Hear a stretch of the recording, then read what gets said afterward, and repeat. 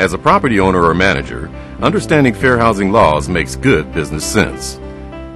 Violating the law, even if it's unintentional, can result in large monetary penalties and sanctions. Fair housing rights for people with disabilities is one of the most confusing areas of the law for property owners and managers.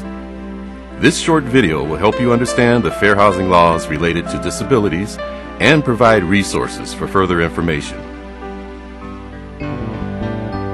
First, it's important to understand what a disability is. A disability is defined as a physical or mental impairment that limits one or more major life activities.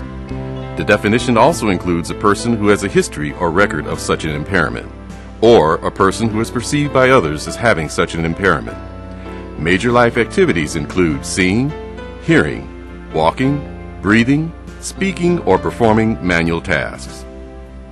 Individuals with physical or mental disabilities have the right to request reasonable accommodations, which can require changes in your rules or procedures that make sure they can fully use and enjoy their units. While there are many situations in which people with disabilities may require changes to landlord's rules, let's look at a common one: service and emotional support animals. Even if a tenant signed a lease that said pets were not allowed, and a tenant doesn't look like he or she has a disability, the landlord is legally obligated to grant the request for a reasonable accommodation when it is medically necessary. If the landlord doesn't grant the request, he or she could be sued under fair housing laws for housing discrimination. A landlord may request verification of the disability and the need for the accommodation. However, the landlord may not ask questions about the nature of the disability.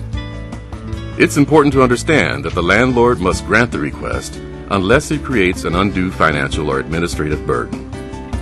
A common question is, what if the animal damages my apartment? Who pays for that? You can't charge an additional security deposit for a service or emotional support animal, but the tenant can be held responsible for any damages beyond normal wear and tear that the animal may cause. If other tenants see the animal and ask if they can have a pet too, you could tell them that as required by fair housing laws, an exception was made to the no pets rule. Keep in mind that you're not allowed to discuss the disability with other tenants. Waiving a no pet policy for a service or emotional support animal is just one example of allowing a reasonable accommodation that allows tenants with disabilities full use and enjoyment of their dwelling units.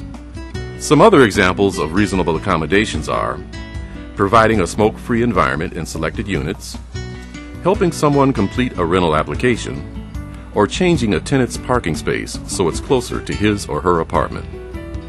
When you receive a request for a reasonable accommodation, you should consider the following. Ask the tenant to make the request in writing if possible. If the disability is not obvious, you may request the tenant provide verification from a medical or other professional regarding the disability and the need for the accommodation. Avoid making inquiries about the nature of an individual's disability or medical condition. If you believe that granting the request would impose an undue administrative or financial burden on your business, discuss alternative solutions with your tenant. Remember, the law requires you to interact with your tenant in good faith. Some accommodations may require the property owner to bear minor costs, for which the tenant cannot be charged. You cannot deny the request based on these minor costs. Provide a prompt response to a request for reasonable accommodation. Remember, a delay can be interpreted as a failure to provide such a request. Avoid charging additional fees or placing limitations on the individual's request. When appropriate, you may require tenants to abide by local regulations and other property rules. For example, a tenant can be required to have a service animal on a leash, to pick up after the animal, and to be responsible for any property damages caused by the animal. Fair housing laws also allow reasonable modifications for individuals with disabilities. These are alterations to the physical environment of the housing, such as installing a ramp or grab bars. In most cases, the tenant is responsible for paying for the modification and restoring the unit back to its original design.